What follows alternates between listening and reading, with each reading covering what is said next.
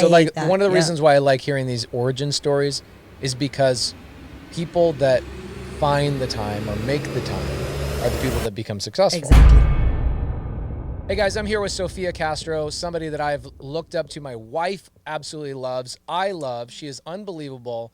Last time I hung out with you, we were hanging out in Fort Lauderdale in your beautiful home. You guys basically knocked down 2 freaking houses to build your one house. The story of that's really cool. We can maybe get there, but that's like the end of the rainbow, I think. That's like the pot of gold. Definitely, 100%. You were also telling me a story as we were having dinner in your beautiful home at the end of the rainbow in the pot of gold about how you guys got pregnant basically in a camper. And I'm like, isn't this amazing? It is so amazing where people's stories begin. And like what will happen is people will see how you guys have, you guys have $750 million in multifamily real estate. Bobby and you are some of the best speakers on stages. Oh, thank you. Dynamic, charismatic, unbelievable family.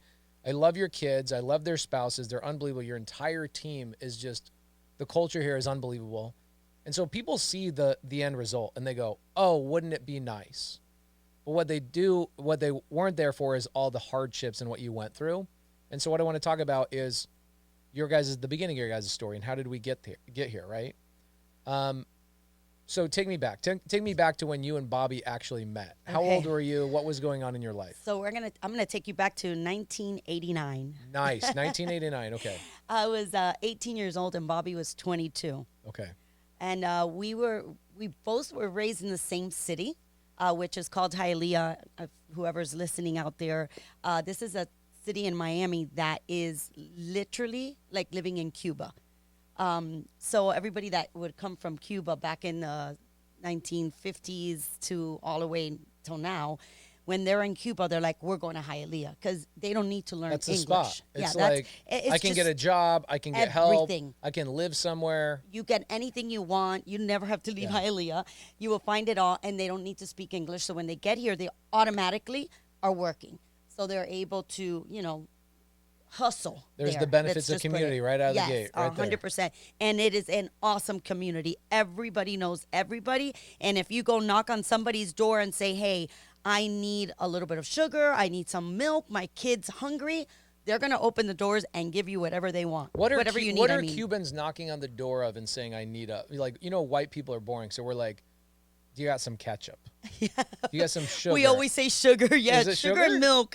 Is it sugar and milk, really? Sugar and milk. Okay, all right. Yeah, so, they'll open the doors to a stranger in Hialeah, and they will welcome you in, and you will feel like those people are your family immediately, right?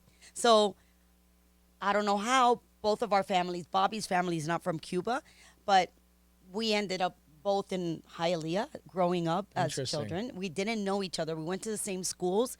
The problem was Bobby's 4 years older than me. So when I would come into, like, let's say junior high, he was going to high school and stuff like that. So we would miss each other. But weird enough, even one of my cousins was one of Bobby's good friends. Wow. Yes. I never met Bobby. So when I get introduced to Bobby at 18 years old, I had already dropped out of high school. I had dropped out in 10th grade. So now I realized why. Why did you think it was back then? Back then, I just thought I was dumb. I couldn't understand a lot of stuff. I was tired of repeating. And 10th grade was, and I said, enough. They wanted me to do night school, summer school. What? Is it 10th, 11th, and 12th grade. You were falling behind? I was falling behind so bad. Like, you didn't want to do your homework, you didn't like being in class? Because I didn't, it wasn't that I didn't want to, it was that when I would do it, I would get Fs, or I would get Ds, or I would fail the test. I come to find out when I had my daughter that I have reading comprehension, I had dyslexia, and also inverted numbers, which I believe it's called calcular or something. I don't know, it's a word for it. But I had all of this, and no teacher, and I had ADD, no teacher ever came to me and say, hey, you need extra help. Let me give you a little bit of extra time on your test. They were like trying to make you fit into a cookie cutter situation. Exactly. Yeah, and I was just always feeling like, really like, I would sit in the back of the class. I'm like, I don't understand this. I can't, I can't read right, or I don't understand what I'm reading. So I was so sick of school And I knew that I was street smart. I was ready to work. And, I don't know, Latin families, they're hustlers. Oh, My hell yeah. dad had 3 jobs. All my brothers had 2 jobs. So I was like, I could do this. I could go to work and I could make, and we were struggling. We were 7 siblings. My mom was a stay-at-home mom because they couldn't afford to have somebody take care of us because they didn't have the money. Was that your family thing, or are you guys like Catholic? Yeah, where my family was raised Catholic. Okay, so Yeah. like Mormons, Catholics have a lot of kids. Oh yeah, my dad was just a freaking little rabbit, I think. Oh hell yeah, I love it. My dad. So you had seven siblings. Where do you fit? I'm the last one, and I was a mistake. Yes. Wow, My this oldest woman was a sister- mistake. My older sister is 18 years older than me, and my youngest brother is 7 years older than me. Wow. So they were like, okay, no more. But I was meant to be in this world, obviously. Wow. Yes. Okay, so So- you're an accident. So I'm a you go to complete accident. You go to 10th grade. So you're like, I F get this. out of. I'm always failing. I even failed first grade, by the way, because in the Spanish, I didn't know. Like I still have an accent. A lot of people tell me, "Where are you from?" I was born in Florida, but my accent, because I was raised speaking Spanish only. That was my first language. So when I went to school, I started learning English. But being in Miami, I have a Miami accent, is what I like to tell everybody, because here in Miami, you speak a lot of Spanish. Yeah. And I love speaking Spanish. So for me, it's like, Feel like you're at home. yeah, Yeah. I love it. So my English is not the best either.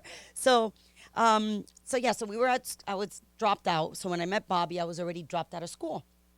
And I meet, What were you working? Were you making money? no, I was working at a betting company as the receptionist. A betting or betting? Betting, like a bet, like Okay. a bed, like you're laying on a bed. Okay. The mattresses. So you were the receptionist. I was the receptionist. So I was just working. I didn't even know what entrepreneurship was. I had no clue. You were just hustling. Like I your- was just your brothers hustling. and your dad. Exactly. And all that. I was just hustling. And right when I met Bobby, I was about to start like doing bartending, starting to get another job as well. But a little fun fact. I was in a singing group that was it was a local singing group. And we were in this group for probably 8 years of my life. And we would sing and we would open for Menudo, which was a very big group I mean, back isn't then. that like the cat soup? Yeah. Oh, yeah. Menudo's Menudo's the My wife loves it. She's Hispanic. Menudo's the soup that stinks. yeah. Ricky Martin was in there. They Yes. named a band Yeah. after the soup. No, it's a Menudo. Yes. No, it's not the Menudo was a big group. It was a big singing group. Like Is it the like same the pronunciation Beatles as type the of- soup? Yes. What the heck? I don't know. They're Puerto Ricans. Go ask the Puerto Ricans why they named the That's group like Menudo. me naming my group Tomato Soup or something. Okay, so you Yes. opened for them. So we would open for them a lot, and we would open for local bands. So when I met Bobby, I was just getting a contract to go to California to go into a new group that they were looking for 3 So you were going to girls maybe band. leave to California. I was about to, right when I met him. Wow. And my sister-in-law, Barbie, which is married now to my brother-in-law, Eric, Bobby's brother, me, her, and another girl, they had picked us 3 to go try out for this group. And when I meet Bobby, I don't know, we hit it off, really fast. Okay, but how does that happen? Like, does somebody introduce Yeah, you so to Bobby and go, hey, look. They wanted to, so a good friend of mine, she tells me, you need to meet Eric's brother, which was my brother-in-law now. Yeah. One of our good friends was dating Eric. She goes, I love Bobby. You have to meet him. You guys will make a great match. Oh, so they were like straight up matchmaking for you. They were matchmaking for us. Yes. And I was like, oh my God, no.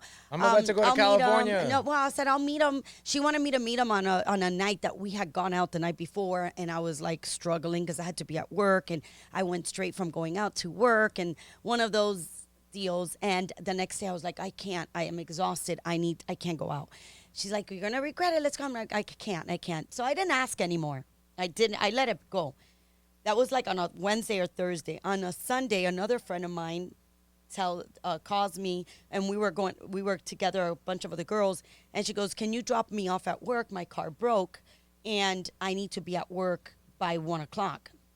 And I said, okay, let me just tell the other girls because we're all together if they don't mind just driving you to work and we'll go over there. So we go, and my friend that wanted to introduce me before goes, guess what? Bobby works where we're going to go drop off Anna. Wow. From what I remember in his story, he was a waiter. Well, that was later. Okay. That was after. I was after we met. Yeah. So he used to work for a telemarketing company, a Canadian telemarketing company that would sell timeshares to other, you would buy a timeshare and you were stuck with it and you didn't want it anymore. You still had to pay it. They would resell it to the secondary market to people that were looking for timeshares. So he was a great salesperson. It's so interesting. Like I'm a visionary, so I can see this in my mind. Like I can see the colors, I can see the food you guys are eating, I can see what you're wearing. Like I can see all of this stuff. And it's interesting to think about these two human beings floating through life, failing high school, dropping out, partying, doing whatever. And you have no idea. Like right now, Bobby's on a one-on-one call with a very, very, very well-respected person in the real estate community. Yep. That is paying for Bobby's time. And I look at that and I'm like, it is amazing that these two people ended up getting into this position later on. You had no idea what you didn't know what you didn't know. Yeah. Yeah. You don't know what you don't know. Exactly. It is crazy. Like these two people that you're describing is you first and foremost, but they didn't know what they didn't know. So this is the night that you're about to meet Bobby, right? Yes. Okay. I didn't know I was going to meet Bobby, by the way. That wasn't the purpose of this going to drop off my friend. Right. It was just her car was broken. She asks me for the favor. And I said, yes, of course, let's go. On the way there, my other friend goes, oh, by the way, Bobby works in the same place. And I'm like, okay, I didn't even pay attention to it, to tell you the truth. No big deal. We go, we're dropping her off, and I see this guy walking on the sidewalk going into the building where I'm dropping off my friend. So I just go joking around to the one I'm dropping off. I'm like, shit, who is that? And my friend in the back goes, girl, that's Bobby. And I'm like, Bobby? She goes, Eric's brother, the one I wanted to introduce you to. And you turned me down? You turned me down. I'm like, well, you should have said that he was good looking. Yes. She goes, well, I tried telling you. I love that. Yeah. I love it happened this way, that you noticed he was a little hottie. Yeah. And then they were like, dude, that's the guy. Yes. So did you just jump out of the car and go attack this guy? I did not. I told my friend that works there, I said, can you tell him to come out here just to say hi? And she's like, oh, my God, let me see, because we have to punch in. And once they clock in, they're on the phone. So, Right. they have those auto dialers, right? So she goes, let me see what I could do. So she went inside, and she's like, I guess, talk to Bobby. And Bobby gave her a hard time. Goes, I clocked in. I can't come out. She goes, like, come on, please, 5 minutes. I just want to introduce you really quick. So he comes out, and my other friend was driving. I wasn't driving. He went to the driver's seat, and he's like, hi, I'm Bobby, because he's a very outgoing person. Hi, I'm Bobby, da, da. And my friend laughs and goes, nope, wrong girl. This one's Sofia. So he goes, oh, okay. So he came around, whatever. We said hello. 2 minutes because he had to go back in. And I said, on Sundays back in Miami, there was this place called Monty Trainers. It was on Coconut Grove, a very popular Sunday spot. So he's like, is that still a thing? Yeah. So is that where you met your girlfriend? By the way, what nationality is your girl? She's an American. Oh, wow. All right. Yeah. Well, you met her here. Happens. He was just at my house in Arizona. I was Yeah. like, marry this woman right now. Did you meet her at that spot? Okay. All right. So what is it, like a dance spot or what was it? It's a restaurant on the water. It's like it has a restaurant, but then it has like little nightclub that they. Okay. It's a bar. Let's just say it's a hangout lounge spot. spot. Yeah, It's yeah. a hangout spot. So he goes, oh, so I know the girls always go to Monty's. So he said, are you guys going to Monty's tonight? And I'm like, yeah, actually I am. He goes, oh, me too, but I don't get out of work until like 10 o'clock. And so I'll meet you there. I'll call the girls and we could talk. I said, okay, bye. Bye. He leaves. I had a curfew. My Cuban parents are really strict. Even though I was 18 years old and I worked and paid my bills, I still had a curfew. So I had to be home by midnight. So I was like, okay, it was 11 o'clock and he wouldn't show up. He still wasn't there. Nope. But he was 10 o'clock at night. He would get out. He had to go home. You want a shower? He wanted to shower, get on, and then go. By the time he got there, I had already left. I couldn't wait no more. Okay. So we didn't meet that day. Like 2 days later, my friend that wanted to introduce me originally says, "Hey, Bobby called me and asked me if I could give him your number." And I said, "Yeah, give him my number, of course." So he asked me out. And the first date that he asked me out was to go to the beach on a Wednesday night or something like that. And I said, they had told me he was a big player and that he was this and that. Okay, so I didn't grow up in Miami. Oh, yeah. I grew up in Utah. So when we grew up in Utah, we took girls up the canyon. Okay, so you go to the canyon, you have a fire. So when you told a girl on a Wednesday night, "Hey, let's go up the canyon," you know what you were getting. Exactly what we're happening. gonna get. Yes. I might as well have just said, "Look, we're making out. Yeah. One of us might be taking our shirts off. Maybe both of us. Not sure." But you don't say that. Yeah, we might get home run, maybe a first baser. Exactly. We don't know. Yes. So when somebody says, "I'm taking you to the beach," 100%, and somebody that you already know is a player. So I was like, I don't know about this. So I said, you know what? I'm a big girl. I could say, say no. Why miss out the opportunity? I'm 18 years old. I can tell you bucko. no. So he comes to pick me up with a bottle of wine, a towel, the whole 9 yards. Homeboy's a So gangster, I said, huh? "Oh yeah, this is exactly what this one wants." I was like, "Yes." So whatever, I was super nervous. I don't know why I was very nervous and whatever. Because he's got that curly hair. He had that. He had the curly hair. He had the good looks. He had, that swag. And then, so we get to the beach, this famous beach, Eden Rock, which is in Miami Beach, a really nice area of Miami Beach. So we go and we sat down and we were having this conversation. We did not stop talking for 2 hours. It was nonstop talking. It was like, I don't know, we just talked and we drank the whole bottle of wine. So I said, "Oh gosh, now this is, the time. The bottle of wine is gone." Oh, yeah. So I was like, and he literally asked me, "Do you mind if I give you a kiss?" Now, I was nervous already. Now, I had never been asked, "Can I kiss you?" Because like a dude would usually just would go never, go for it, right? just go for the kiss, right? I looked and I was like, he's asking me to kiss me. Like, now this is What kind of player awkward. asked me to kiss? That's very awkward. I'm like, what am I going to say at that point? No, but I was really wanting it. So I was Of like, course. yes. Of course. Yes. I'm like, I've never been asked to get kissed, but yeah. So we made out, but he did not try anything else, which I was very impressed. So it was good because I was Bobby like, Castro. Yeah, the player that everybody was talking about. And I had a curfew. Remember I told you? Yeah. It was 12 o'clock, 12:30, something like that. Oh, my and gosh. no sign of leaving because for him, we were having a great time, Well, he's 22. right? Yeah, Like, he's he 22. has nobody telling doesn't- him what to do? Yeah, he never had, his mom never had him on a curfew anyway. So I was like, and I didn't know how to tell this guy that I'm 18 years old and have a curfew. I wanted to be the cool chick, right? And I'm like, and I'm looking at the time and I'm like, and he noticed. And he's like, you feel a little bit uptight. And I got to a point that I said, oh my God, I have to tell him because I'm going to get my butt whipped. Like, and my poor mom must be like, right now, back then, no cell phones. Right. I had a beeper. Yeah. And my mom I'm sure she was dying inside because my dad was really, really strict. So I was like, listen, I have a curfew and I'm super late for my curfew. And he's like, why didn't you tell me? Like, I'm like, I was so embarrassed to tell you I have a curfew at 18 years old, So bottom line, we got in the car. I got home. I got in a little bit of trouble, but nothing major.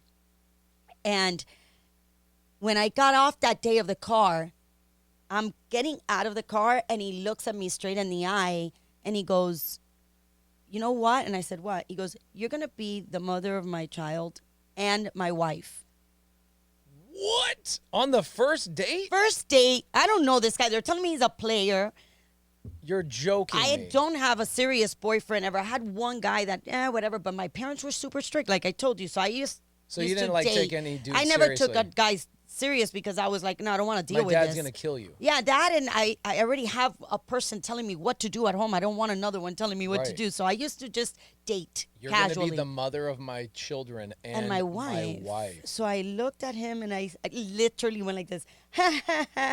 I shut the door Oh! and I'm like, this guy is crazy. He has not, we just met. So I go inside and I call my friend right away and I said, oh yeah, I'm never going out with this guy again. And she started laughing and I'm like, he just told me this. And she started laughing and what? He's just cute or whatever. I'm like, whatever. For like 2 days, I didn't talk to him. Was Was like, he calling you? he tried calling me. I was like, but it was a house phone. So my mom would say yeah. I wasn't home or, whatever. And then he asked my friend, hey, let's go on a double date because she used to date this friend of his. Let's go on a double date so that, we could all, and she goes, come on, let's go on a double date. It's a double date. You don't have to, just because he told you that, it's not going to really happen, Yeah, right? and like the other person will be a buffer. Like, it Yeah. won't be weird. So we did. Well, that day was the last day I was ever single. Really? From that day point on, we became boyfriend and girlfriend. He asked me to get married. Like, I actually broke up with him. I actually broke up with him a month and a half in. Why? Because he was really serious about this whole getting married and soon. Like, so I was like, wait a minute. This is way too You're like, fast I'm for 18, me. dude. I haven't even lived my life. I haven't even lived my You're life. trying to lock me Wait, down. and we're both broke as hell? Yeah. Broke. He's working day to day. Telecenter. Telecenter. He doesn't have a car. The car he used was his brother's or his mom's. I don't remember. I have a car, but it's like this little RX-7 little piece of crap little car. I'm working to pay just my car and my insurance. Right. I don't have any kind of like, my parents don't have money. His parents don't have money. We had no clue about entrepreneur. He wanted to be his own boss always, but this whole entrepreneur stuff that, you could really become wealthy and do something if you really wanted to. I didn't have that mindset. My mindset was that I had to work hard to pay my bills. Yeah, I guess your mindset probably would have been similar to like my parents and my brothers. Like, that's my life I'm going to have. Yeah, right? my father wanted me to go work for the government or, something where I had a steady get a better job. Yeah, no, 407 and insurance paid for me and, a steady income. That's what my dad would tell me all the time, even though that he was a little bit of an entrepreneur. Right. But he was like, you don't want this life. You don't want to hustle anymore. He wanted me to steady. So your dad had 3 jobs. Your brothers are all hustling, doing the thing. all of them. Your dad's like, yo, don't make the mistake we made. Exactly. And now you're about to get hitched to this guy 18 to years this old. guy that has nothing steady. And you met him a month in. He's already like taking and he's it asking so serious. me, yes. So you broke up with him. I broke up with him. And then he was for like, a whole month. We didn't talk. He was so mad at me. He was really upset. When I tell you, he called me every name on the book there was. Did you know about this? I know about that. I had no idea about that part. This is why we ask these questions. Yeah, This is so interesting. He was really upset because imagine he's the one that's always the player, has many now he's got a girls, girl saying and no. I have he has a girl that's telling him no and breaking up with him. Wow. So he was extremely upset. So a month later, I decided, I was out there in the streets and I was like, all these guys want the same thing. They all like, they're not serious. They don't have a head on their shoulder. Even though that Bobby didn't have a steady income, the things that he would already talk to me about, being his own boss, wanting to create something, he wasn't going to work for nobody. All those things started like playing in my mind. So then I'm like, with these guys, and they're all about partying, about this, and I love partying, nothing wrong with it, but with responsibilities and knowing that you had things that you had to get done. So a month later, it was his birthday, and I had bought him Janet Jackson tickets before because I was my favorite, and he was like, "Oh, I like Janet Jackson. Well, will you come to the concert with me?" And he's like, "Yeah, of course, let's go." But we broke up. So you got the tickets. I had the tickets. And I said, you know what? I really want him to come with me because I was missing him. That month, I was like, what am I doing? Like, this guy wants something serious with me. I have to stop listening to the noise outside because everybody would tell me he's just a player. He's just a player. It's super mature of you, though. You know, like a lot of girls would have held to that standard of like, I'm just going to stay 18, 19, 20, live my life, do the party scene. Yeah. You were recognizing that Bobby had something different and that you also wanted something different. Right. Correct. Okay, so did you call him and I did. I actually didn't call him because he didn't want to answer the phone call me. like he's now that mad at you? He was mad at me. He didn't want to speak to me at all. So I went to his mom that I had just met a month ago. I met her in December, so this was in March. And I called his mom. It's so fun to hear two people Yeah. that had nothing figured out in life. Now, like you see them, they've got it all figured out. Like what everybody would assume. And they're sitting, you're going to his mom because he won't even talk He to you won't anymore. talk to me. Yeah, he wouldn't And talk to me. you just had met his mom. I had just met a him, month but before. because my So she must have thought you were a psychopath. So, no, you know what? She actually is not a very easy person to get along with. But for some reason, she liked me from the day one we got, hit it off. And he had a girlfriend prior to me. 6 months before he met me, he had a girlfriend for 5 years. Yeah. So he was a player with that girl. So it was a rough relationship because of Bobby. Of course. The girl was a nice girl. It was just Bobby that, was in that stage of his life that he Right. wasn't ready. And so his mom actually liked his ex-girlfriend a lot too because the girl was really a nice girl. But she understood that just, it couldn't work out. It couldn't work out. So when I met her, she was kind of like hesitant because she knew that he had girls coming in and out. So, but me and her for some reason hit it off. And my other friend that was dating his brother actually was talking to his mom about me, and so whatever. So we set up a night to go for Bobby's birthday the night before at midnight to go with a cake to say happy birthday to Bobby. What, at the telephone center or Well, something? When I was with him, that we have been together for like 2 months, he had wanted to open almost like a Craigslist, identical to a Craigslist. Back before in 1989? Before Craigslist came out. Wow. But he didn't have the cash, the capital, nor the resources to back him up. So he tried it. He tried getting people that didn't want to deal with their ads to sell the cars, to sell couches, to sell anything. And he would do the advertising for that person and answer the calls and sell, a Wow. Craigslist. Yeah. So before I broke up with him, he was looking for the office space and all that stuff. So in that month that we had broken up, he had found an office space and he was putting it together. So he was in there.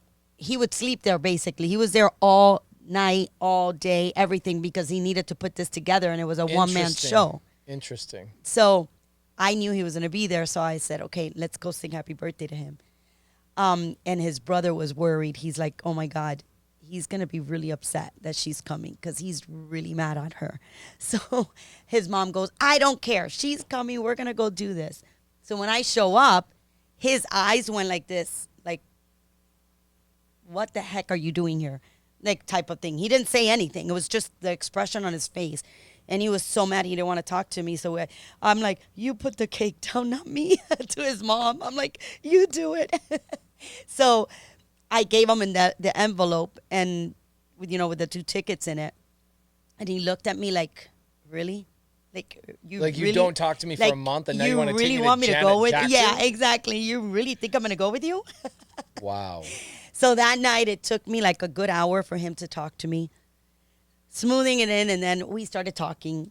We just said, I don't even remember what we said, whatever. Bottom line is, the next day, he went to the concert with me.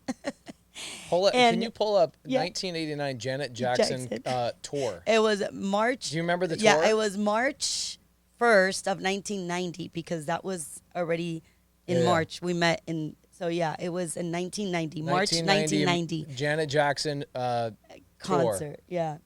I bet she had like this the leather The jacket leather, tour. yeah, I think so. I think that's what it was. So we went, and that day we talked again for hours and hours and hours. And we decided that, you know what, we're going to give this a try again. And I told him, okay, Slow it down, buddy. Is that what you told him? No, I told him, you know what, I understand. I'm gonna give this a try. I'm gonna be a little bit humble and try to see that I'm gonna be in a serious relationship with you. Look at this. those concerts. Yeah. Oh my gosh. You see? John Norris. Is that MTV? You Oh see? my gosh! You found the live in Yeah, Miami you see, March from 1st. That was 1990. Bobby's birthday. That's his actual birthday. We might be coming out on there. You see? That was Janet Jackson's first tour. So, yes. It was awesome. I loved it. Wow. I was a super fan of Michael Jackson and Janet Jackson. So it was like I'm like, please come with me, whatever. So we did it. And that night, Did he have a car by this point? no, nope, he had no No cars. car. No car. He's over there in an office building. I picked him up at midnight. Like he's going there sleeping at this office building because he's got a dream. He had this whole thing that he What wanted to is do. so interesting about this? I mean, there's 1,000 things that are interesting about this, but like, think about the fact that Bobby was putting together an office building, but he still didn't have a car. He still didn't have a car, and he was still working He was putting during the money day. into the building, not into a car. Because the dude's like, I'm so dedicated to my dream. Yeah. The car is actually... And he's still working at the telemarketing So company in the amazing. morning. Like, Wow. he was still doing that. And at night, that's why he was there till midnight. He would sleep there because the only time that he had available was after work to set up the office. So this gets to me, like, you coach people, I coach people, and you get people that say, I just can't find the time. Yep. Right? I So, like, hate that. one of the Yeah. reasons why I like hearing these origin stories is because people that find the time or make the time are the people that become successful. Exactly.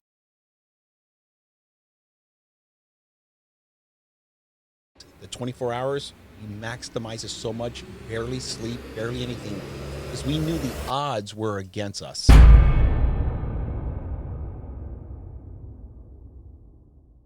And here's Bobby. Like, you had to go to deliver these tickets at midnight in order to get his attention because homeboy went from work to work. Yep. Okay, so you guys go to Janet Jackson. You hit it off. We go back. He tells me, if we're going to do this, you got to be my girlfriend, committed, and this is what I want. Or if not, we could be friends, Wow. basically. And what'd you say?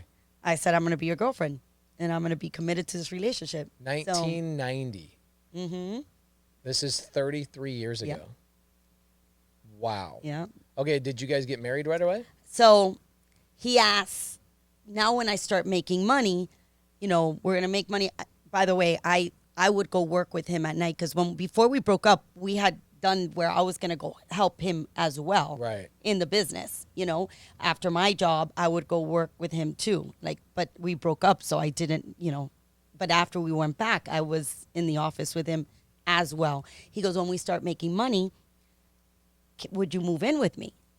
And I'm like, if you want to go tell a Cuban father that has the youngest daughter and that I have 5 brothers at home that I'm moving in with you before we get married, and they tell you yes and you live getting out of there, perfect. We'll do it. Meanwhile, I'm not telling my parents, my brothers, nobody Right. that I'm moving out with you. Especially since your brothers are so much older. Yes. And your brothers are like probably looking after. Oh my God, their they little thought sister. that they were my bodyguards. Did they want- still? did they They're wanna- still to this day like that. Really? Yes. Did They wanna love kill- Bobby to death. Did they want to kill him in the beginning? At the beginning, they just were like, what's is this guy? guy? Yeah, who is this guy?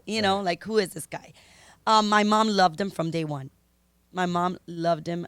I mean, literally from day one, liked him more than me. So I said, that's going to be a hard one. So in April, he comes to my house, and I don't know this. And I'm at my friend's house, and my mom calls me, come over, that Bobby's here. And I'm like, what is Bobby doing there? He didn't tell me he was coming over. My next door neighbor and me were best friends. Why is Bobby there? Okay, I'll come. Give me a minute. I'll be there. So when I come, I go to I said, what are you doing here? He goes, oh, go to the room a minute. And I'm like, why? He goes, my door was halfway open, and he had put a little box, a weird one, right? But on the door of my bedroom, he had put a little box. So when I opened the door, it fell. And I'm like, what the hell? So I grab it, and it's a ring. Wow. And I'm like, I looked at him. He's like, well, like you said that you can't move out unless you're married. How about if we get engaged, and that way they feel that we're getting married, and we could plan the wedding maybe a year from now or something. And so we did. So I said, at that point, to tell you the truth, I was like, I'm going to put the ring on and everything because I really wanted to be with Bobby. At that point, our relationship was going great, but I wasn't ready to get married. I didn't even know anything as my About anything? Nothing. I was like 19 years. I just turned 19.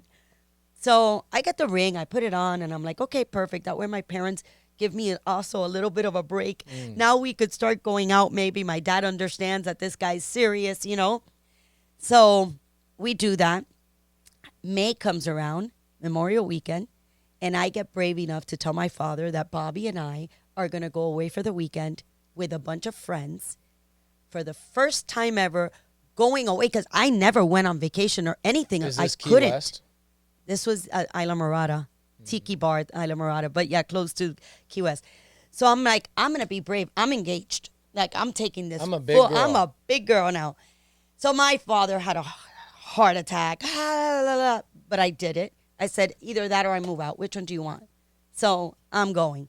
So we go to Isla Morada with a bunch of my group of my friends, and they rented a mobile home, one of what are those RVs that you drive? Yeah. The RVs. Hey, babe, telling them the story about RV experience. This is so Yeah, good. he says a This is different so story good. than I do. This is so good. So we go, and we're, getting all messed up, of course, we're 19, Yeah, 23 years 20, old, yeah. we're in Tiki Bar drinking up away. And that weekend, I get pregnant. I don't find this out for a while, in the right? in the back but he of the- says it a different way. At the than Tiki Bar or in the I RV? do. The camper. In the camper. in the Camper with 20 people in there. Yeah, imagine, we're with a bunch of Paying friends. $100. Yeah, we're with a bunch of friends. We couldn't even rent a Like, hotel. were you guys basically humping in this thing and everybody's waking up? We had Yeah. the bunk on the top. Oh my God. We were trashed. And then the darn thing was rocking so much, Wow, bro. Pace, Yeah. that Sophie said, I- and she squeezed me. At I'm the like, same time she was "Stop." squeezing me, I had my moment. Oh, okay. That was our daughter. I'm like, stop. Yeah. Priscilla. She's like, shut up. And you're Yeah, like, I'm oh like- my God. I'm like, you're making too much, like, stop, right? And that happened. So Almost he 34 says years that ago, dude. but he says that I squeezed him on purpose. I believe him. I believe Bobby. Yeah. I believe Look at Bobby. those legs. Yeah. Exactly. Not a fair fight. Yeah. So tell me the mindset. Bobby, what I've been asking her, this is actually for my channel, is so many people that we all coach have this mindset of like, my day job gets in the way of my life and my dreams. And what we're talking about is that you were working at the telecenter, right? The call center. And then at nighttime, you guys were Waiting going on in. tables. No, that was before, babe. This is Oh. the one you had the Craigslist. Correct. Yeah, you had the Bobby's List idea. Yeah. The And Bobby's you were List. going and building out this office to like put this dream together, but you were doing it late into the hours of the night. You guys were both doing it together. And so many people, they get home from their 9-to-5 job and they say, oh, well, where do you find the time to work on your dreams? Yep. It's crazy. And I'm like, guys, people figure out the freaking time. Like, what else are you guys doing? You guys were what I loved about it was the dedication. You know what? And I'm so obsessed about it. Non-refundable minutes. So I have it trademarked because it means so much to us. Because our minutes, right? They're non-refundable minutes. You just simply don't get them back. Right. Everyone has the same 24 hours. There's no discrimination. If you have mental and physical health and you live in this great country called the United States of America, we're right here. Everyone's on the same playing field. What you do with those 24 hours, there is a major sacrifice. Sophie and I maximize, literally, Pace, the 24 hours. We maximize it so much, barely sleep, barely anything, because we knew the odds were against us. Yeah. And it was all about timing. What we did with our time matters, because before we didn't understand that. We weren't just shown it. We just come from a family. They worked 9 to 5. They went home, and everyone complained about bills. Yeah. It was a struggle. We decided that was not going to be our struggle. I mean, you guys had this conversation when you were 18, 19 years old? So when I met Bobby, he told me from when we had that conversation at the beach, when we went back in the concert, all this, he always told me, I'm doing this for right now, but I'm going to be my own boss. I am not working for someone else for the rest of my life. So I'm not going to be your 9-to-5er. Where did this even come from? Right? Because a lot of people don't realize this until they're 30, 45, 50, right? It might be too late. How the hell did you know that at 22? What, were you born with this? Did somebody show you a method? Nope. Did you see a guy that you're like, I admire you? What was it? And I know, man. And dude, I just got God in my life about maybe, I don't know, 8 months ago. Never believed in God. Now I do. He was always there. And everybody, the folks that are going to watch, all your awesome followers, they can relate to the struggle that I'm about to tell you. My family, I love them. But I had to learn to love them from a distance. There's a lot of chaos, a lot of passions. People died. There was drug abuse, alcohol abuse, chaos, financial struggling, government assistance. We were on so many entitlements. We thought everything was owed to us. This is mom and dad. This is my mom, dad, Siblings. family members. Okay. My mom, Aunts, uncles, everybody. His mom had 3 my jobs. dad had me when he was 50, and I have a book called Upsiders, upsiders.com/book. I talk heavily about this in the book. My dad had me when he was 50. My mom was 27. She was a waitress all her life. 50 and Yeah. 27. Yeah, And 11 kids. 23 years 11, apart, 12 I think it kids. Wow. Broke on Section 8. My father banged out on retirement. When I was 12 years old, he was 62 years old. Give or take, you were allowed to retire. He banged out for $400 a month. Meanwhile, the lights were out. Roaches were everywhere. Fleas were everywhere. There was no water. That struggle, I'm not the only one. Everyone knows that struggle. I didn't relate to it. I just said, this is not normal. I used to go to school and see a different type of functional family versus the dysfunctional family. I love my family, man. I love my mom. My mom's still around. I love her. If it wasn't for my mom to push me, Bobby, you could be anything and do anything you want. She was the one pushing. My dad didn't push me. And I love my mom, but I'm here to tell you, this is not the way to live life, to struggle like that. I would rather struggle to create something with my life partner and my legacy going forward, what I can leave to my kids. Forget about the money aspect, the character, the DNA that my father all day, every day gave 100% effort. I had a guy, I was in 6th grade.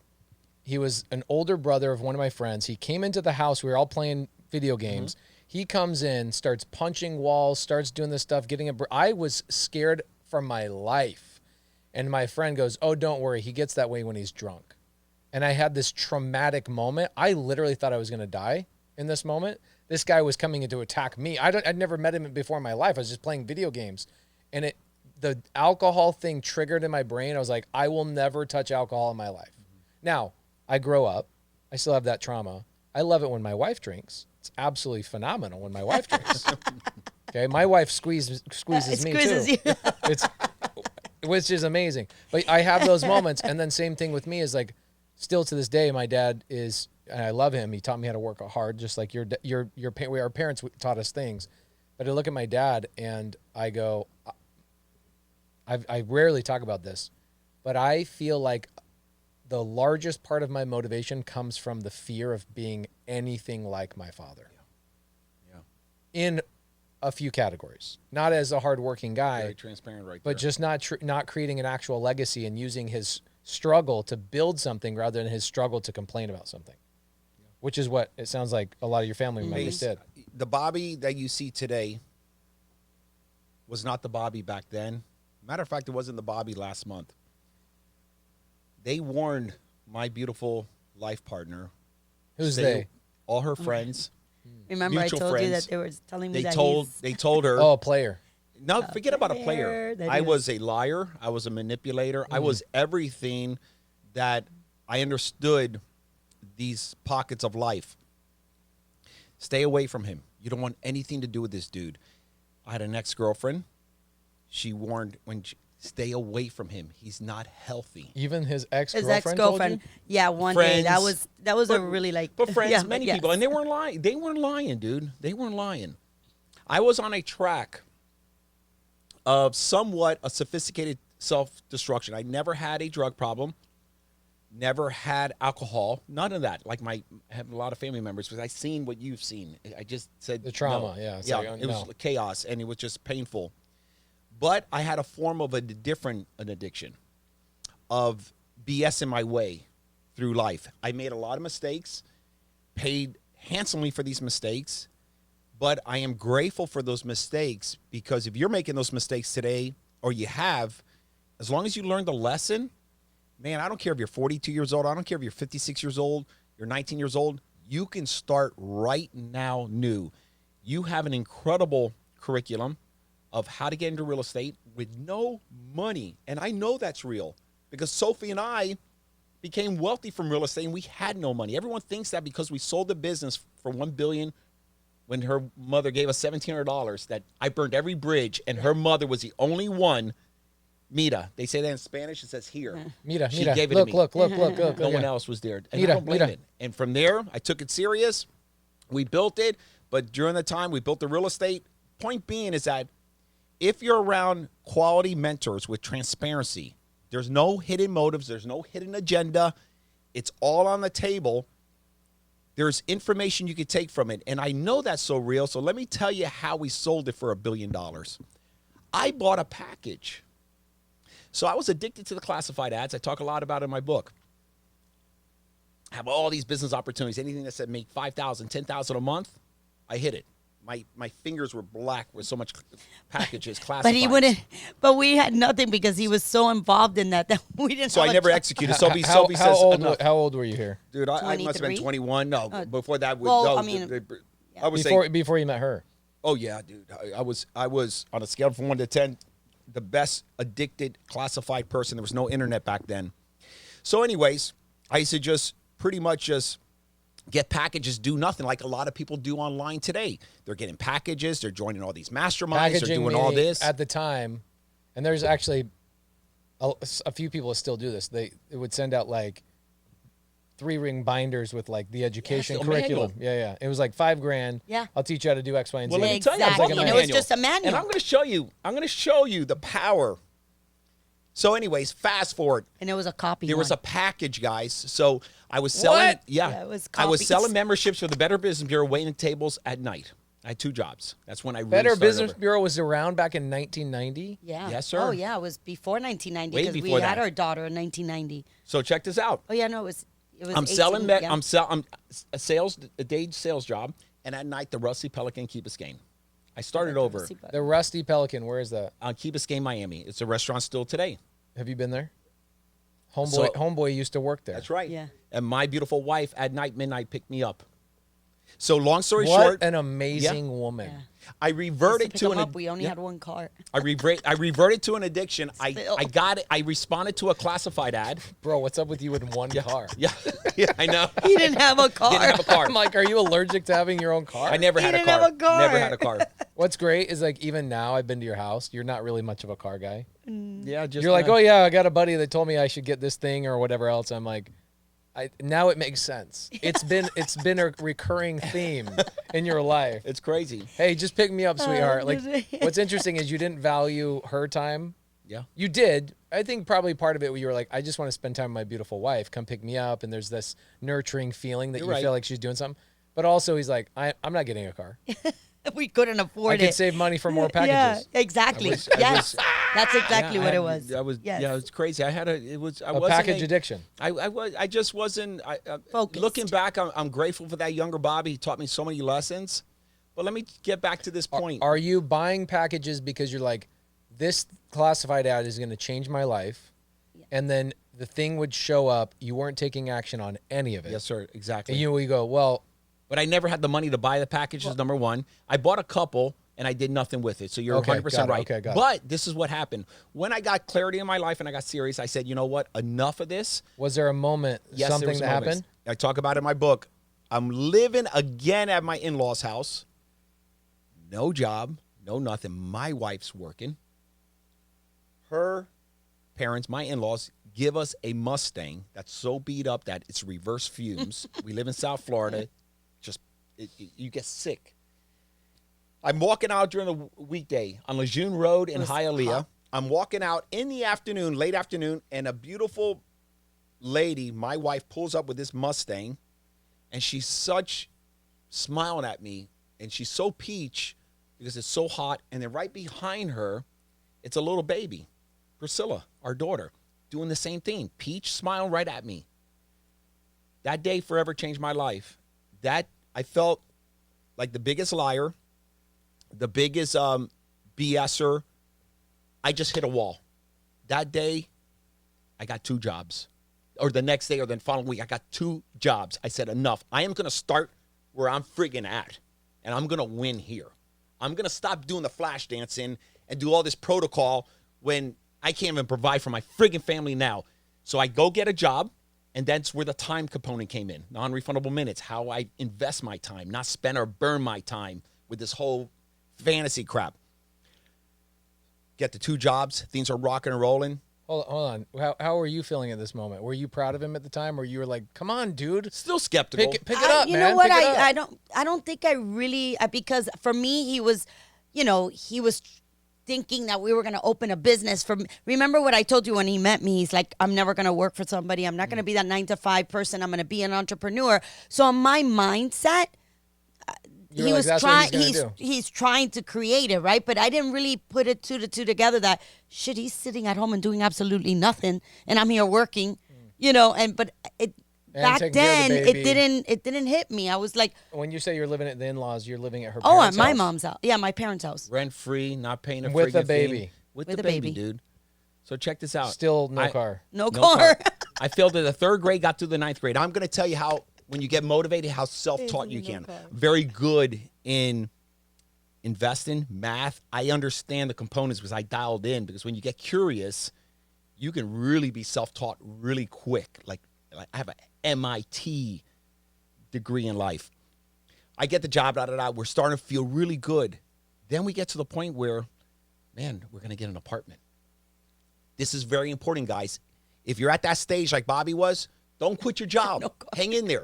Do not do that. Do not get intimidated. Do not feel the pressure because he has this, that. Stay where you're at here and just win here. Yeah, I love it when you say I'm starting where I'm at. And I'm just gonna win right. Level I'm just one. going to focus here, Level one. Pace, and I'm going to win here, man. I want to win here. We get going. About a year later or under, I don't know the time frame, I reverted. I hit a classified ad. You relapsed. I relapsed. But hey, something magical But- happened. Yeah. I relapsed. At the I was same gonna time, say.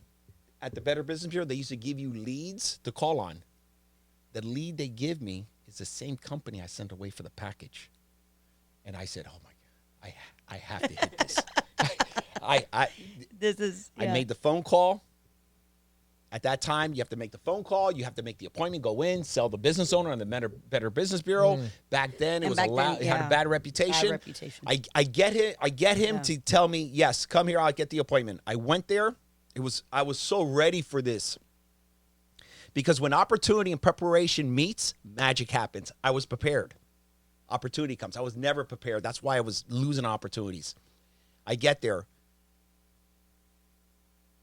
He says, listen to me, kid. This is a Donkey Kong membership. I hate it. But you know what? I'll buy it under one condition. You come work for me. Took me a split second to say yes.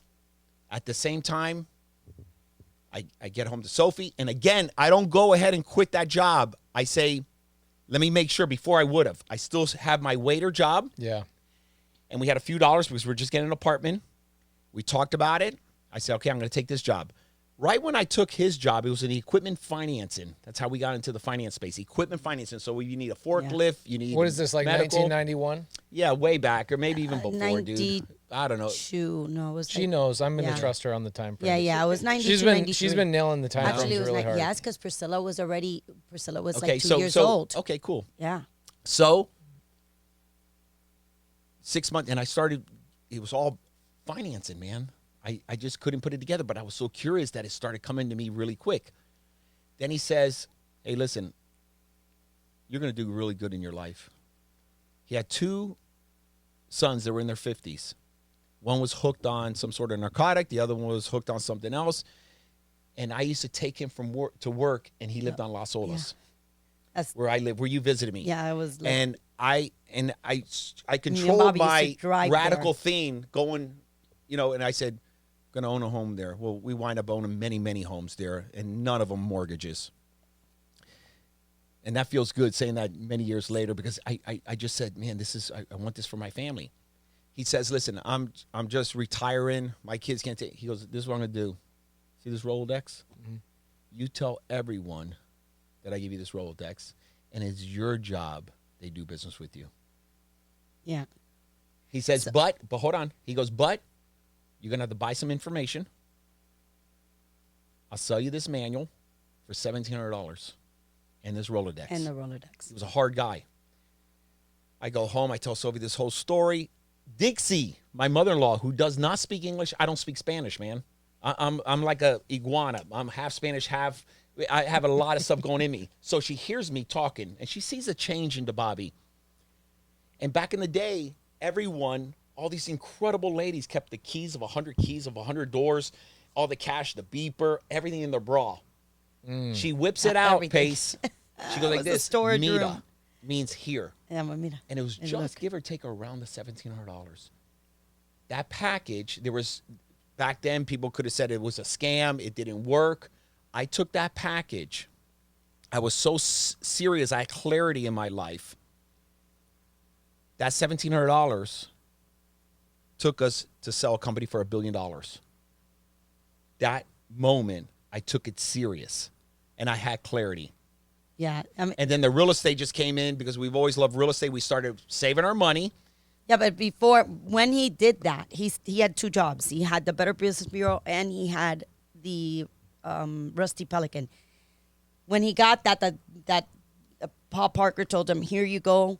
He's like, okay, I have to let go of the Better Business Bureau and keep the waiter job because I need It's- something it's to during the support. evening, I wasn't going to yeah. revert. I wasn't going to Yeah, he needed to have something steady. So we started doing that, and I used to be an ultrasound tech at a cardiologist office. So Bobby, during the day, he quit the Better Business Bureau. During the day, he would work all the sales calls. Bobby's one of those that don't like paperwork, like what we were talking today, hates paperwork.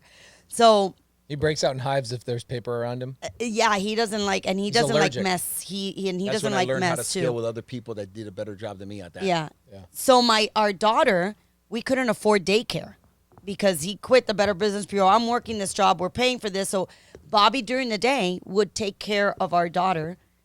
Wow. And so She on was the only phone. 2 years old. Yes. And on During the, the phone day, at he home, was on the at phone apartment. at the apartment that we had just gotten. And he would do that. And at night when I would come home, I would do Faxes. all the typing. It was a type machine, and I would type up the faxes that needed to go to all the sales people that Send he out was flyers, talking solicitations. to. Solicitations. Need money, or even the contracts equipment. that he was creating. I would type them all up. So I wouldn't go to bed till like 12, 1 o'clock in the morning, and then wake up again at 6 in the morning to get to the doctor's office by 7. So we did this for like probably 3 years. 2 Stay years. disciplined. Just So, and then I was able to quit my job.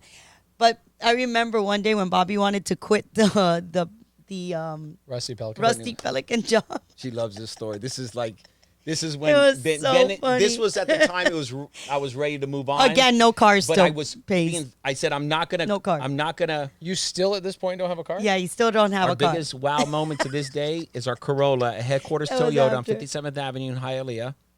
We got our first new car, a Corolla, and the biggest was the emblem.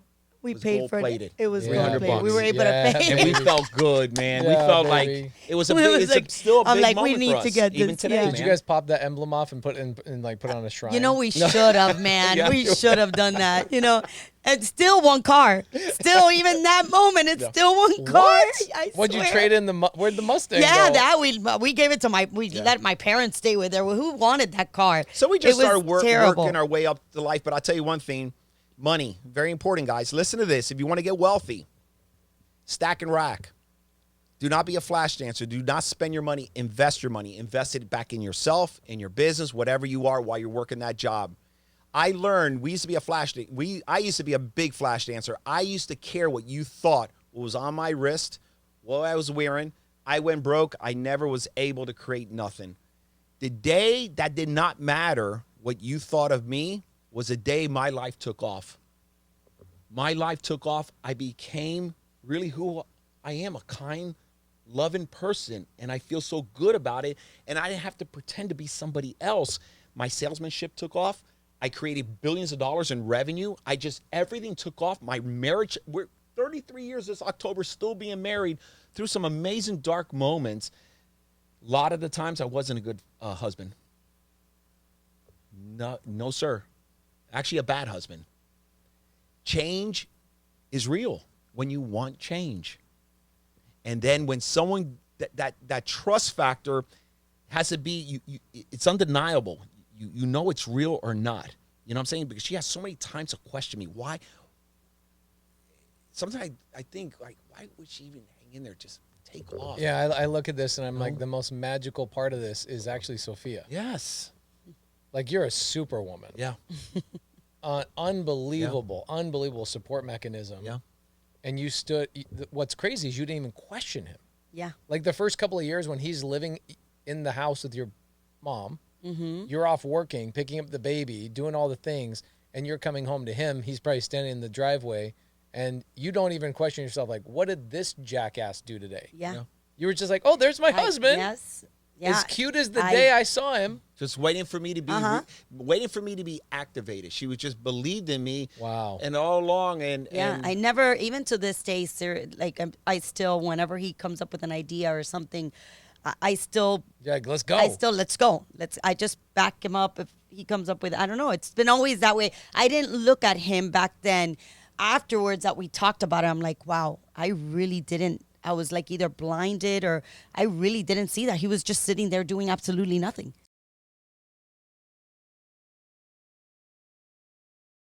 The same thing from you. It's like, that was 1990 to 1994, right? In that time frame, 30 years ago, 30 freaking years ago. And there are people that still to this day make excuses with the internet at their disposal.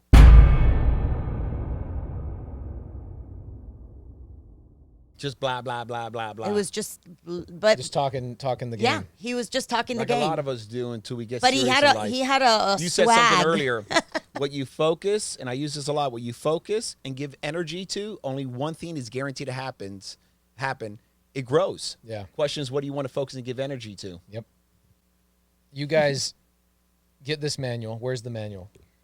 And you wouldn't know, that be I great? wished, I wish you would have kept that manual, Bro. man. I know. You didn't keep we the lost emblem. It. You didn't keep the No, you manual. don't know You know because what? back I- then we used to move a lot. Next time I see you, I'm gonna have a We- Toyota I emblem would around never, my necklace. you know. Pace, we used to know, move a lot because we didn't have the money to stay in one steady place.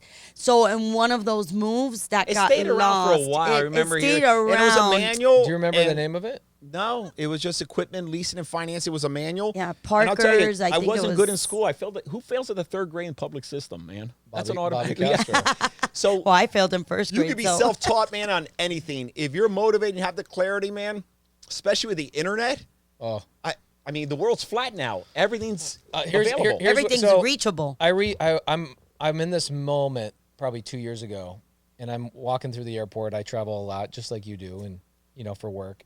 I'm like, I want to be inspired today, right? And as entrepreneurs, nobody else inspires us except for ourselves. We got to look for and inspire ourselves. And I was like, man, I want to hear a good story. So I go into the airport. One of these stores has books, right? And I see this book about the story and life of Samuel Adams. Do you know who Samuel Adams Yes, is? of course. I read one paragraph of the book, and I was done with the book. And here's what it said.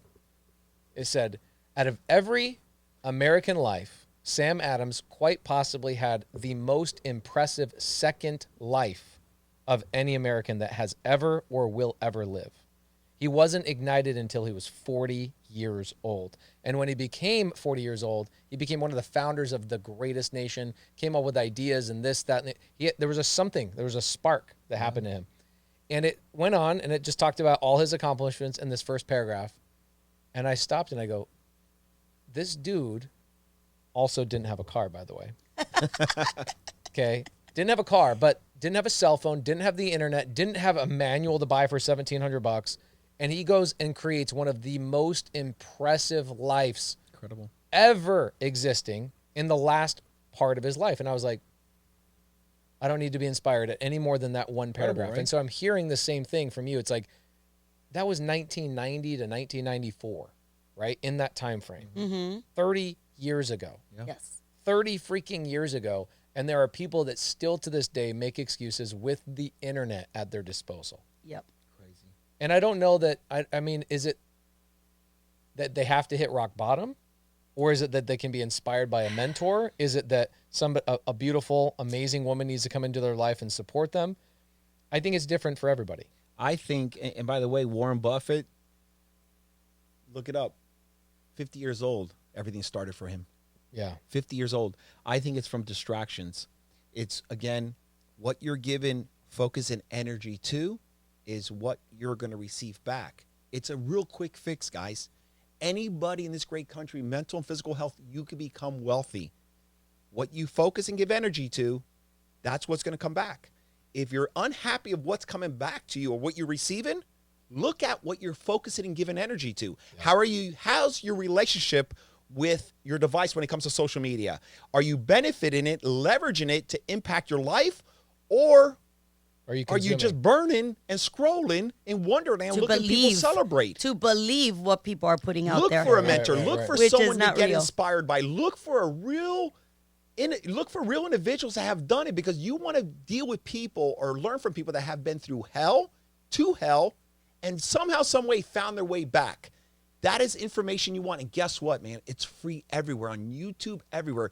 You don't have a nickel or a window to throw it out of. You can't join a mastermind. You can't join. I don't I've care. never The heard internet, that before in my the life. internet is there. You don't have a nickel or a window to throw it out of? Oh my gosh, that's so good. Okay, but there's a parallel here in my life, okay? That and maybe you've heard the story before. You prepared, right? You're working. You had this moment. You're working 2 jobs. You then see the classified ad and the Better Business Bureau lead at the exact same time. It's the same company. Small You're like, opportunity. oh my gosh. Yep. Somebody else that wasn't preparing and working really hard would not have even seen that as an opportunity. Could have hit me on the nose. My parallel is I was a contractor for a long time, and I had one of my clients notice me. Her name was Bethany, and very similar to this guy that you guys. Okay. So you guys were driving him home. Is that what you guys were doing? Yeah, I was. No, he would drive him home. I was, and then Sophie would pick so me up you at the did gas at station. one point. You actually learned how to drive. Yeah. I used to drive his car at home, and then Sophie would have to pick me up later. Remember, he was driving the old man's car, not you were. Bobby's car. No, from the office. Oh, bro. And then Sophie had to go pick me up. I only wanted like 30 minutes with him in the car, one-on-ones. Okay, this is so good. So Bethany, I was doing fix and flips for her. I was about 28 years old. And, I had done, at this point, I'd probably done 4,000 renovations for other people with my construction company. I was working, grinding, giving attention to this thing, and it was bringing me back the dividends. But I wasn't getting wealthy. I was just rich. Yep. I was at least rich in my own mind. Yep. And she stops me, and she says things to me. She makes me spend money right there. She says, you want to learn how to get started in real estate? Stop bitching and moaning about it. Pull out your stupid phone, and I'll show you how to spend the money. She forced me to spend $5,000 right there. Wow. And I spent $5,000 on postcards to homeowners. And that very next month, those postcards land. I started taking phone calls, and I made $50,000 my first month in real estate. You see that? Wow. And I was like, wait, what? That's all it took was me taking action? Taking action. Oh, my gosh. And that was the moment for me. The light switch went off. My book, the whole book of my life, of my professional life, was dedicated to Bethany. She even I just had a book that hit the Wall Street Journal bestseller, #1. Congrats, man. And she's the first chapter of that book. She sends me a text. She's like, I didn't know you put me in the book. I'm like, Bethany, you changed my entire life. Yeah. She's like, no, you know how many people I told the same thing to, Pace? How many other contractors I told the same thing to? None of them took action. She's like, I was actually in my mind getting sick of telling all these people I was working with, get in real estate. She was like, I almost didn't even tell you that day that I told you. Incredible. So this guy, he's like, all right, my sons are basically degenerates. This Bobby's guy has kind of become a son to me. Yeah. And you got yourself in his world, and you treated him like a father. You showed him love, and you did things for him, I'm sure. You probably were serving him every chance you could. And he was rooting for me. Yeah, and he was rooting for you like you were his son, because you did things to put yourself in that situation. It wasn't like he just came, hey, Bobby, let me just give this to you. And what I No. like about it is he made you spend the Yeah. money. Yeah. Because Still he made 'em. easily could have just given. He Homeboy was had hard. enough money. Of course. He didn't need Yeah, no. $1,700, Nope. but he made you commit. Yep. Imagine if he didn't make you pay. What if he just says, here you go? Would Probably you? wouldn't have taken it serious at all. Interesting. Not as serious. I probably would have taken, but no, 1,700 was everything. Her mother gave it Yeah. to me. I mean, it was everything. It was my last freaking relationship not to burn. Wow. Yeah. And you know how many people he told us would buy the $1,700 manual and do absolutely zero? I think Bobby was one of the only ones that did. And I stayed in because- touch with him Yeah. for a number of years. He passed away. He was older at that time. And it just, preparation opportunity. So if you're broke, you're struggling, you can still prepare. What's going on in your life now, like the mess I was, fix that situation, correct it. There's so much value add there that you can add value. And then when you hit that ceiling, ready for that next, make sure you look back and you got everything off that, every crumb off that floor before you go to the next stage. Because guess what? In life, stages never end. That's what's great about it. So much scale. There's so many stages. I feel Yeah. like sometimes I'm in a friggin' video game. I say this all the time to people. I say, I feel like I'm in a video game that I uncover new levels and new universes all the time. I'm like, where was this? Where was this whole time? And I was talking to a guy. He says, you just weren't ready for it. I was on a plane, and I'd say 4 months ago, he's with this guy. It was a private plane, 5 people on it. He was sitting across from me, and we start talking. I go, dude, where have you been my whole life? How have I never met you? You're so incredible.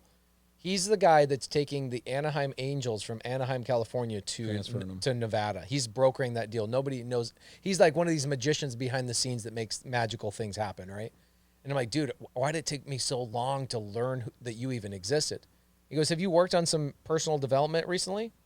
I go, yeah, always. He goes, have you had any like big things happen in the last 30 days? I go, yeah, I just had this thing, and I told him a 3-minute story.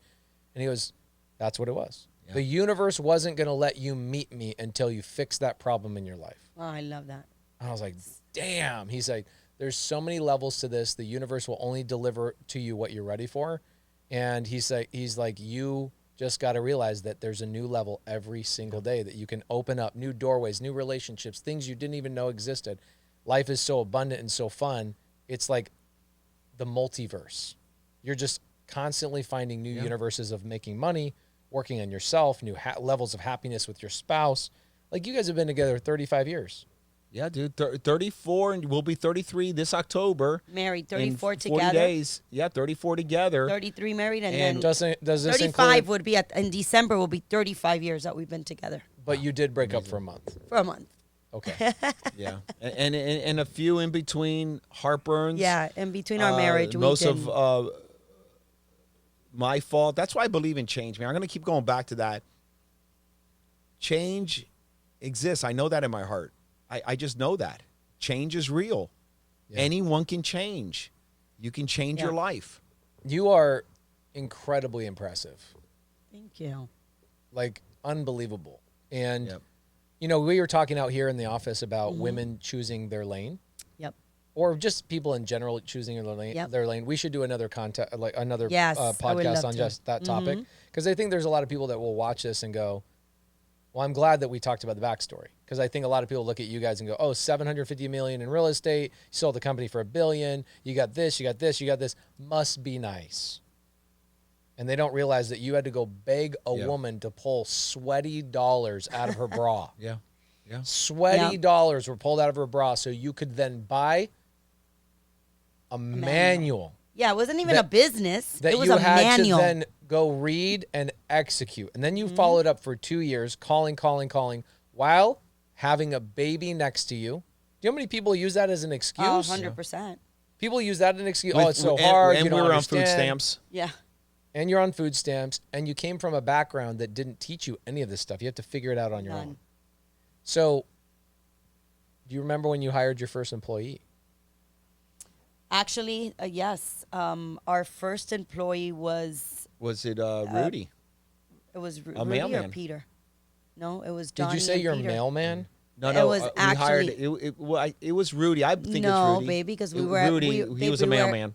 We were at State Road 84, and it was Johnny, Peter, and Marina. Remember, next to Rudy didn't come in until Yeah, we so were in Western. that's right. So Sophie's right, and this Do is you good. see this recurring theme that Sophia just Yes. corrects him most of It's the been time? such a long time, but Yeah. you know, this is a very important theme here, Pace. Yeah. Really important. When we open a business like Sophie and I did, the first thing you do is hire friends and family. It's the only one you know, and they have no understanding of a skill set for it. But it's a right thing to do. But we hung on to them a little too longer than we should have, and I just wanted to make sure that doesn't maybe happen to someone else. If you can hire someone other than a friend or a family, please do so. It's happened. It's happened to me. Okay. And the best. But they man- were beautiful. I'm Yeah, very grateful for they them. They helped us Well, a whole bunch. I had best man at my wedding. I don't talk to anymore. I brought him in as a business partner. He was not a good fit. We were basically we never brought in integration. It was just visionary, fight. I had an existing business at the time, 6-7 years old, doing $20 million a year in revenue, and I go, I want to expand into insurance work. I want to bring you in as a partner and bring you into that department only. And it didn't work out. It was so bad that we don't talk anymore. Really? And I regret it, but you learn how to hire people. And you learn, these are skills that you have to learn. But Yep. what's great is that you guys actually did things the right way because you didn't know any better. We didn't know any better. And at you could have used not knowing any better as an excuse to not do But anything. also, Pace, our families were struggling so badly as well. Yeah. That it was like, okay, we have an open position. Who are we going to offer this to? A family member that's struggling or Yeah. to a stranger that we don't know? Back then, of course, we didn't know I've done the that same if thing. they didn't have the skill sets, it was going to harm us, right? Yeah, and hold you back. And hold us back. We didn't have that mentality. For us, it was like, my God, we have to help our families, Yep. right? So That's why you build a business. and exactly. for family. And by the way, we just like a lot of people had the worst credit that you can ever have. We've had worse credit a couple times in our lives. We rebuilt our credit. We've been through it all, guys. And I keep going back to the struggle because I want to have others understand, okay, but it doesn't have to be that any longer. You can start doing something because I don't want people to compare Sophie and I where we're at today, where you're at now. Don't feel like, oh my gosh, it's going to be such a long journey. It's not. You can get there half the time it took us. You don't have to 20 years. When we started that company, let's just call it when we really started it, you could do it in 10 years. You could do so many things differently and better, and you can get there faster, more efficient, more effective. But I think a lot of people get intimidated that they're comparing stages like you, I, and Sophie here when they're out there.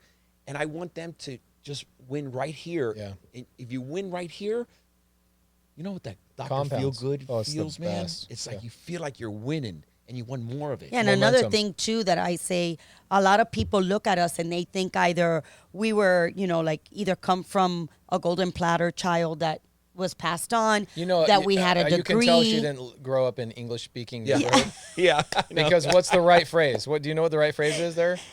Golden child, no, Silver platter. Silver Oh, platter. you said the Okay, golden pattern. I love it. I love it so much. No, I like gold. Okay, so I love it's a golden platter. I love it. Golden pattern.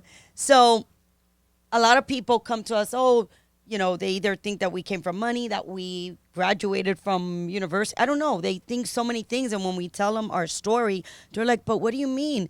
You did that on your own like that?" So I love to be able to tell others, don't let others judge you or tell you that you can't do it because you're not smart enough, because you didn't go to a university and got a bachelor or whatever. It's more about your mindset, and it's what you really want out of life and what you focus on, like Bobby was saying.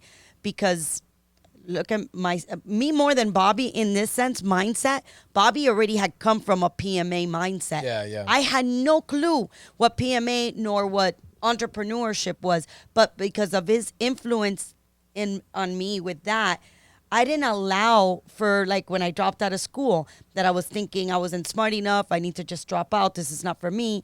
At that time, it was just like, wait a minute, if he says we could do it, let's do this. Let's Well, focus also too, and get Sophie, there, we right? separated ourselves from our environments. We Yeah. disconnected from a lot of family, a lot Our of friends, friends. beautiful people we love today. But in order to accomplish what Sophie just illustrated, I would highly propose you to transfer yourself out of the environment you're in now, because if not, the odds are going to be against you, because you're going to always be hit with these thoughts and these comments from people because they don't know any Outside better noise. either.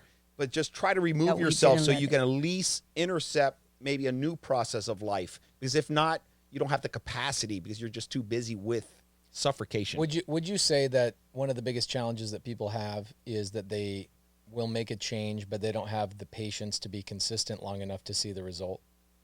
1,000% Yes. Pace. Because what I see is that you guys, even though you got the manual and you started working on, I mean, by the way, I kind of look at the manual in my mind as like the sports almanac from Back to the Future. It's a big ringer It like was just this, a a ringer. manual. Listen, the papers inside were copies from his machine. Oh If my you would have gosh. seen him, it was just regular, and you could But tell let that me he tell did his you, own holes. What information, dude? I know. What So- information in there? But here's the challenge: is a lot of people will make a change, and they'll do it for a week. Mm-hmm. Yeah. And they're so impatient. Like what you guys actually did from the day that you bought the manual, you guys put in all this work, and even though you went and sold this company for $1 billion, $1 billion, what you really were learning there was mindset, how to hire people, how to get the right teams, how to communicate better with each other, how to How to create a worked on your culture. mindset, right? That if you went back again today in a time machine to yourself in that manual, how long did it take from the day you bought the manual to the day you sold the company for $1 billion? Oh, How God, many 20 than something that. years. 30 years? 30 years. Okay, so 30 years. If you could have gone back knowing what you know now to that guy that had the manual and said, look, I'll just walk you through this, could you have done it in 10 years? Without a shadow of a doubt, with 100% of conviction Yes. and transparency, yes. Okay, but it took you 30. And so here's the thing is people don't even want to be consistent for 10. They don't even be consistent for 1 year. Like the thing I heard was you were banging out phone calls for 2 years while she was working nights, you were working day, you were banging the calls, you guys were switching off you did that for 2 years. Yep. Mm-hmm. Before Yes. you then were No like ad budget. We were making And it was cold just Bobby calls. and I at cold that point. call. And then you got some momentum. You won here. You then took all the crumbs off the table. You then said, all right, it's time to start winning here. You didn't hire any employees for those first No, 2 years, way, right? no way. way, no. We couldn't even afford to put an ad. This was strictly cold calling, like Bobby hitting the phones all day long. I was just in it Yeah. for the long run. Again, that classified ad. Just think about my mindset and your mindset now. I was make 10,000 now, become rich now. Those were the taglines I was responding to. So I wanted it fast. I was impatient. So I was already setting myself up for failure. What you want to do is not bite into that. You want to be in it for the long game, because to create wealth, it doesn't happen overnight. And I always say this, you can invest the same time getting rich or getting wealthy. Same time, same effort, same energy, different strategy. Which one do you want to put? This is the one. I used to be so focused here. I'm making the 10 grand today. And then you know what? To give you the little illustration, when they came to the company, and it was a knock on the door, by the way, and it's a story to that. Hey, we want to buy 30% of the company based on a $250 million valuation, all cash. And of course, it took us 30 seconds to say yes. And man, it closed really quick, a few months. All this money and the wire transfer, we'd never seen that much money. She was emotional. She started crying. My beautiful wife was thinking about her family. I wasn't. I was Yeah. thinking about why would they close so quick? I was like, I was already past this money phase because I'm done with the money. I tried that game. That's a life of, there's no abundance there, man. I used to chase money first. I had it so wrong, man. Money was by the truckloads for you if you go the other way. I'm more focused, and then I started realizing you do the power of Google.com, and then I never knew about multiples. I knew about Oh, real yeah. estate. Oh, yeah. Didn't understand Yeah, we anything had- about. I I had didn't even no understand about clue. the valuation EBITDA. of our I own never even company. knew what that was. I find out yeah. that they stole it. Yeah. I said, good for them. They had their first right refusal, meaning that if you ever want to take more chips off the table, we have the first bibs. Learned it. 11 months, under 1 year. We go back. Hey, we want to take 19% more off, but still own and control 51. Because remember, we sold 30, we own 70. Great. We're going to take it. And it was a big institution. Today's gigantic institution. Back then, they were gigantic, but now they're even more gigantic. We'll take it. Great. But it's not 250. It's $600 million. You're out of your mind. Then I started getting really understanding how to have communication skills. I understand. I get it. It's a lot of money. I'm just exercising my right. It closed more or less the same time, all cash. Now, you know why they stole it? Because we were focused here. On your business, you could be focusing here, and you could be that stupid Bobby, that egomaniac. But the market wants to buy this. If we would have focused our energy here, we would have got 500 million, not 250. Yeah. Your business, how are you focusing, and where are you focusing within your business? Yeah. Isn't that crazy? You can always constantly learn. It's an evergreen. Student of life. Now you know why I want to hang out with you guys all the time. Come on over. Well, because Move you down to guys Florida. have 35 years of amazing experience that you can condense into an hour and a half long podcast, more or less, right? It's pretty amazing. I mean, people, you hear all the excuses. You hear people say, but I want it tomorrow. I want it next year. I want it. I tell people this story all the time. I was in 6th grade, North Ogden Elementary. I had 3 buddies. Every Friday, we would accumulate enough money, Monday, Tuesday, Wednesday, Thursday, from skimming off the top of our lunch money that we'd have enough money to go down to the gas station after Friday school. So, lunch was $1.50. I would figure out how to eat my lunch for $1, save my 50 cents every day, and I'd have $2.50 at the end of the week. Now, what do I get to do? I get to leave elementary, 6th grade, walk down with Tyler and Ethan and all my buddies, and we would walk down from the gas station from elementary to 7-Eleven. We'd buy penny candies, Ruby Red Squirt, and man, I just had the greatest time of my life. I look forward to that Friday every single week. Well, one Friday, my buddies are all at a soccer camp, and I don't play soccer. So I'm there hanging out on Friday by myself. What am I going to do? I'm going to walk down to 7-Eleven by myself. It went faster, and I got all the way down to 7-Eleven, and that Ruby Red Squirt, that little soda that sometimes me and my friends are fighting over the last one in the glass door, there was plenty of them for me. I buy the thing, I go out, I open up the Ruby Red Squirt, and I taste it, and I go, man, this just doesn't taste as good. And I realized at 6th grade, 11 years old, I realized that the destination was never the goal. It was the journey with my friends and hanging out with people and having fun along the way. Stimulation. And I see so many people like, I want to get rich. I want to get rich. Are you enjoying time with your spouse? Are you enjoying time with your kids? Are you working on yourself? Are you like people's impatience is they are only looking at the end goal as the goal. Yeah. You guys, I don't know how it was for those 35 years, but I imagine you guys had some fun vacations with your kids. Oh, yes, amazing. 100%. I mean, when we were able to afford it, we were able to go course. on vacation, I think, like Europe. 10 years into our That was journey. our very first vacation. We went on Carnival Cruise Line. Yeah, We were very Carnival mindful Cruise with our Line. money. And of course, wealth, you have freedom. We go on vacation and it's months at a time. It's just, we're very blessed. But you know what? We worked our tail off for it. And me and my wife choose to stay humble because we don't want to lose who we grew into. This feels so good of who we are now. Yeah. And we want to show that to our grandchildren, our children, and not be controlled by money like Bobby was controlled by money. That's why Bobby almost lost his marriage. That's why Bobby never created nothing. That's why Bobby lived a lie. That's why Bobby made a lot of mistakes. It's all cool. You're going to do that. But if you don't learn those lessons, man, you can stay there forever. Yeah. Last question for you. Yes. Where do you think the future of the Castro family goes now? Oh, God. We have a 100-year legacy plan that we're creating. Damn. So Big solid team it's helping us. something that is very important and dear to both of us. We want to create a legacy. Well, we've already created an empire Now we want to maintain it and make sure that that torch, every time that it gets passed down to a new generation, two things happen. Number one, that they know, our grandkids call us Mimi and Papa.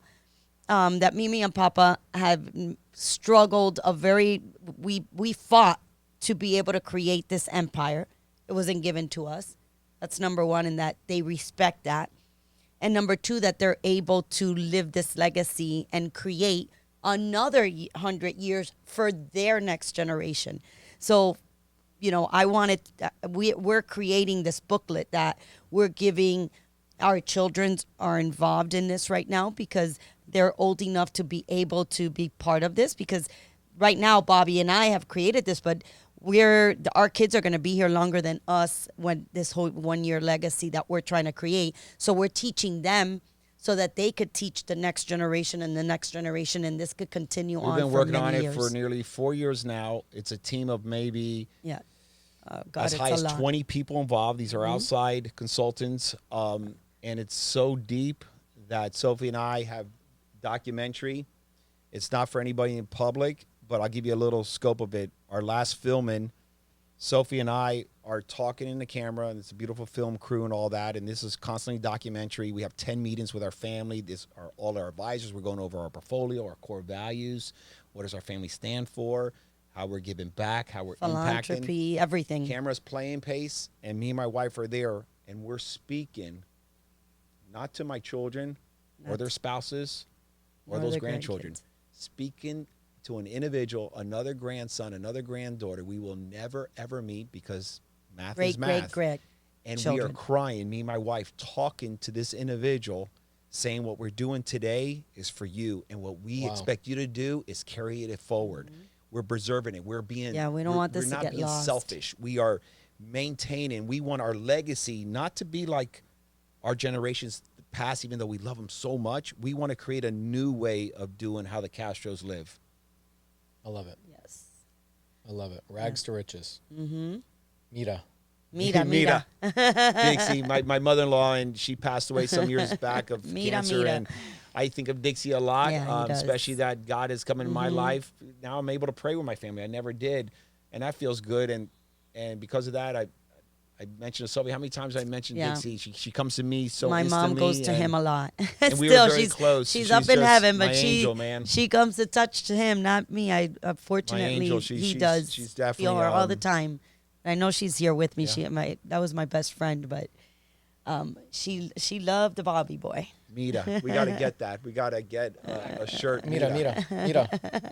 Yeah. So, thank you for this, by the way. I think in the next podcast, what we should do is do a part 2 where we talk about, you started the business. How did you, go from those 3 employees that were your family members to a bigger office to a thing? And what did you learn through that process? How could you have condensed that going back? You have a lot of business owners that watch my content. Yep. And they're like, I'm in that business. I passed that I'm in the rags to, now I'm running a business type of thing. What's my next strategy? How do I stop chasing riches and build wealth with the exact same amount of time? Yeah. And I think that could be our next topic. Yeah, that would be a great topic, actually. Absolutely. Okay, cool. Yes. Well, thank you, dude. You're the You and man. your wife Thank are you. awesome people. It was man. so nice having We love you in our side of You town, guys are the into best. our Love office. your family. It's so unbelievable. You guys, out of I love everybody I meet, yours. you guys have a culture inside of your family that is unbelievable. Thank you. Thank you. It really means a lot. Thank you. Awesome. Do you have a YouTube channel yet? Yes, we do. I do. We both have individual What's your ones. YouTube channel? I believe it's official Sofia Castro. Okay, I know that's your Instagram. I believe it's my It's also your YouTube? also, yes. And then Yes. Bobby's Instagram is the same thing, official Bobby Castro. Is that his YouTube channel as well? Okay, amazing. Thank you guys. Appreciate you. Love you, big guy. Love you too. Hey, you're the best. You're awesome. Okay. Thank you, Pace. Thank you guys. Please like, please subscribe. In the comments down below, please make a comment. Say, we want Sofia and Bobby to come back and do part 2. PMA. PMA, everybody. Stack and rack.